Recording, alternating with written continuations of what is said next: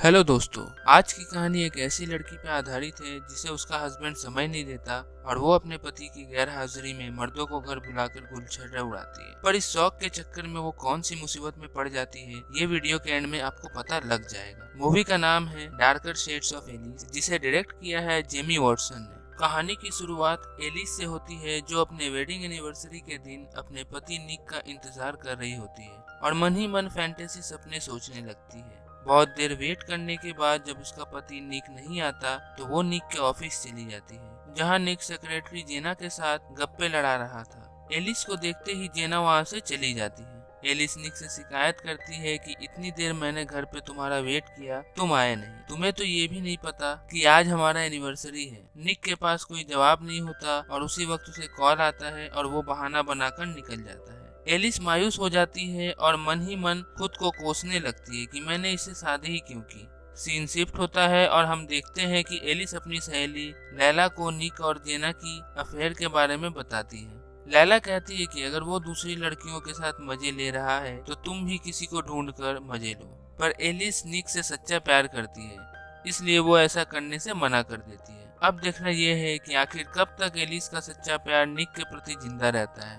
तभी लैला की घर की घंटी बजती है और एलिस को पता चल जाता है कि उसका नया बॉयफ्रेंड उसकी अच्छे से बजाने आया है। वो एलिस को पीछे के दरवाजे से जाने को कहती है और फिर काले मुस्टंडे के साथ मजे करने लगती है। एलिस पीछे के दरवाजे से निकलकर जाने लगती है, पर धीरे धीरे उसे भी चस्का लगता है और वो लैला को दरवाजे के पीछे से देखती है और खुद को रोक नहीं पाती, पर किसी तरह वो खुद पे कंट्रोल कर वहां से निकल जाती है। ये सीन देखने के बाद हम व्यूअर्स को समझ आ जाता है कि अगर एलिस को किसी का साथ मिल जाए तो वो उसे अपना सब कुछ दे देगी और आखिर में ऐसा ही होने वाला है। बस आप पेशेंस के साथ एक्सप्लेनेशन को एंजॉय कीजिए। एक दिन एलिस की मुलाकात फेलिक्स नाम के बंदे से होती है। प्रोफेशन से वो एक फोटोग्राफर था और एलिस ने उसे पहले भी निक के ऑफिस में देखी थी। फेलिक्स भी उसे अपने बातों से इम्प्रेस कर देता है। इसके बाद फेलिक्स उसे फोटोशूट के लिए बोलता है, पर एलिस मना करते हुए कहती है कि वो पहले मॉडलिंग करती थी, अब नहीं करती। पर फेलिक्स के बहुत रिक्वेस्ट करने पर एलिस लास्ट में हाँ कर देती है। इसके बाद एलिस फेलिक्स को अपने घर लेकर जाती है और वहाँ फोटोशूट के दौरान दोनों एक दूसरे के काफी करीब आ जाते हैं। इन दोनों का मिलन होने ही वाला होता है, तभी एलिस की अंतरात्मा ये करने से उसे रोक देती है और फिर फेलिक्स मायूस होकर वहां से चला जाता है। पर कुछ दिन बाद एलिस को फिर से उसका अकेलापन सताने लगता है और वो फेलिक्स को फोन करके उसके घर बुला लेती है। कुछ देर बाद फेलिक्स आता है और एलिस के साथ काफी देर तक मजे करता है। अब एलिस को मानो फेलिक्स का नशा लग गया था। वो अब रोज निक के चले जाने के बाद फेलिक्स को बुलाकर दिन भर मजे लेती थी। पर एक दिन निक ऑफिस से जल्दी छुट्टी लेकर एलिस के साथ टाइम स्पेंड करने आने वाला होता है, तो उस दिन फेलिक्स को बिना कुछ किए वहाँ से जाना पड़ता है। फेलिक्स ऑफिस से आने के बाद एलिस को मनाता है, उसे इतने दिन टाइम नहीं दे पाया उसके लिए वो एलिस से माफी भी मांगता है। फिर वो शावर लेने चला जाता है। तभी फेलिक्स आता है और एलिस के साथ संभोग करने की कोशिश करता है। एलिस कहती है कि निक अभी बाथरूम में है और कभी भी बाहर आ सकता है, पर फेलिक्स नहीं रुकता। वो उसे बाथरूम के दरवाजे पर ही टिका कर देने लगता है और अपना काम पूरा कर वहाँ से निकल जाता है। उसके तुरंत बाद निक बाहर आता है और वो भी एलिस पर टूट पड़ता है। एलिस को buy one get one free मिल जाता है। निक कुछ दिनों बाद ऑफिस के सिलसिले में बाहर चला जाता है। फेलिक्स इसी का फायदा उठाकर एलिस को एक प्लान बताता है। वो उसे थ्रीसम के लिए कहता है और एलिस जो पहले से हवस की भूखी थी वो भी हाँ कर देती है। इसके बाद दोनों आपस में लिपट जाते हैं।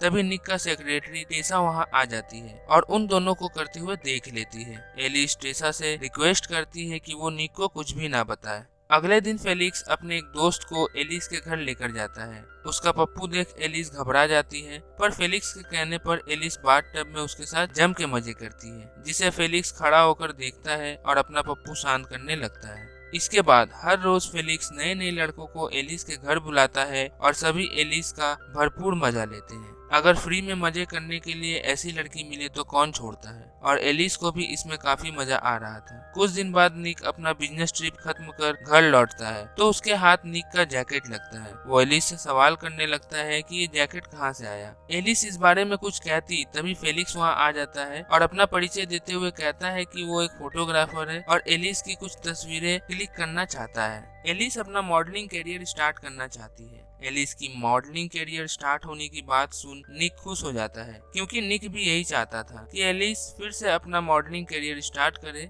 पर उसे कहाँ पता था कि उसके गैर हाजिरी में एलिस ने इस घर को प्लेग्राउंड बना रखी है। एलिस फेलिक्स के साथ इतनी बिजी हो जाती है कि उसे अपने दोस्तों का भी होश नहीं रहता। वो भूल जाती है कि उसे लंच पर लैला से मिलने जाना है। लैला उसे समझाती है कि तुम और फेलिक्स कुछ ज्यादा ही साथ में वक्त बिताती हो, साथ में मजे करो, लेकिन एक लिमिट तक। कहीं उसके चक्कर में निक और तुम्हारे बीच दूरियां ना बढ़े, इस चीज का ध्यान रखना। एलिस कहती है कि अभी सब अंडर कंट्रोल है। एलिस को फेलिक्स का नशा इस कदर लग गया था कि वो उसके बिना एक पल भी नहीं रह सकती थी। पर कुछ दिन बाद एलिस को पता चलता है कि वो प्रेग्नेंट हो चुकी है, और उसे ये तक नहीं पता कि ये बच्चा किसका है, क्योंकि वो आज तक दर्जनों लोगों के साथ बिना प्रोटेक्शन के मजे किए हैं। इसलिए वो फेलिक्स को बुलाकर सब कुछ यहीं पे रोकना चाहती है। पर फेलिक्स उसे छोड़ना नहीं चाहता है। वो उसके साथ जबरदस्ती करने की कोशिश करता है, पर एलिस उसे पुलिस का धमकी देकर वहाँ से भगा देती है। इस कांड के वजह से एलिस अंदर ही अंदर गिल्टी फील करने लगती है। एक दिन निक एक रेस्टोरेंट में पार्टी रखता है, और उस पार्टी में निक भी इनवाइटेड था। फेलिक्स अपने दोस्तों को भी पार्टी में लेकर आता है। ये देख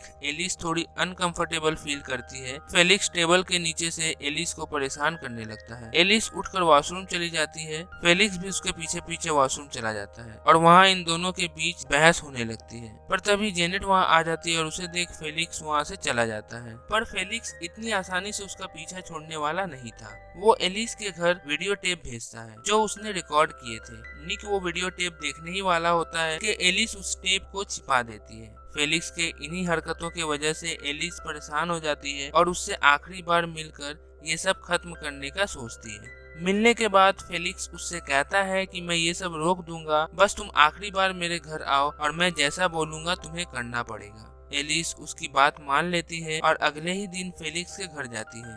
फेलिक्स पहले से ही 4 मुस्टंडों को घर पे बुला लेता है और फिर चारों मिलकर एलिस की जमकर लेते हैं। पूरे 2 घंटे तक ये शो चलता है, जिसमें एलिस पूरी तरह से अस्त व्यस्त हो जाती है। फेलिक्स पीछे से उसका वीडियो भी बना लेता है। एलिस को समझ आ जाता है कि फेलिक्स अब ये सब कभी बंद नहीं करेगा। फिर वो निक को सब कुछ सच बताने का डिसीजन लेती है। निक को जब इन दोनों के बारे में पता चलता है तो वो एलिस को घर से बाहर निकाल देता है। एलिस कुछ देर बाहर रहने के बाद जब शाम को घर वापस लौटती है तो निक और लैला को कुर्सी से बंधे देख चौंक जाती है, क्योंकि उन दोनों के पीछे फेलिक्स खड़ा था। निक और लैला के चेहरे पे चोट के निशान थे, और ठीक वैसा ही निशान फेलिक्स के चेहरे पर भी था। इसका मतलब इन दोनों के बीच हाथापाई हुई थी, इसी वजह से ये निशान बने हैं। फेलिक्स एलिस को बताता है कि तुम्हारा बेस्ट फ्रेंड लैला और निक के बीच काफी दिनों से अफेयर चल रहा है, और निक तुम्हें इसलिए घर से जाने को कहता है ताकि वो लैला की अच्छे से ले सके। एलिस को यकीन नहीं हो रहा था कि उसका बेस्ट फ्रेंड उसके साथ ऐसा कर सकता है,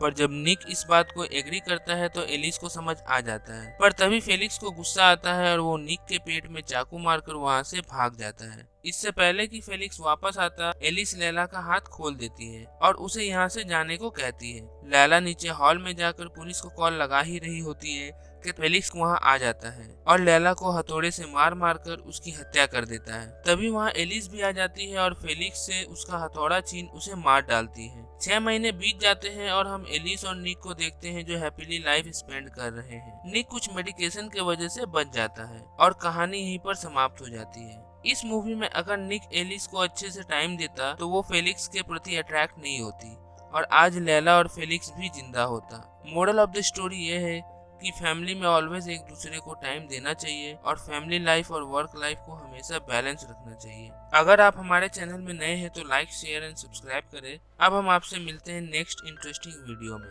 तब तक के लिए bye bye and take care.